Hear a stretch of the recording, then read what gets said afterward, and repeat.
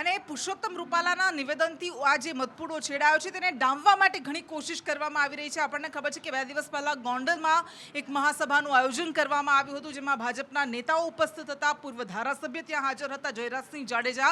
પરંતુ ભાવનગરના યુવરાજ જયવીરરાજસિંહ જાડેજાનું નિવેદન આજે સામે આવ્યું છે. જયવીરરાજસિંહે કહ્યું છે કે ત્યાં ગોંડલમાં માત્ર હાજર હતા તે ભાજપના જ નેતાઓ હતા. ગોંડલમાં મળેલી બેઠક માત્ર ભાજપના આગેવાનોની જ હતી. હું મારા સમાજની સાથે છું. ભાજપમાં જેટલા રાજપૂતો છે એટલા રાજપૂતો નથી. ભાજપ સિવાયના રાજપૂતો પણ રાજપૂતો છે અને એ સૌથી વધારે આ નિવેદનને કારણે આક્રોશિત છે.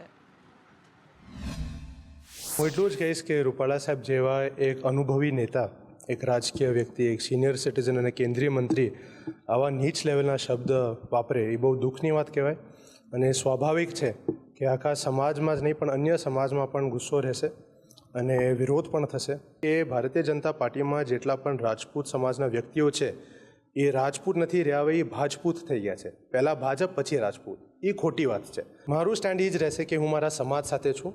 એમને ટિકિટ મળે કે ન મળે એમાં મને જરાય રસ નથી.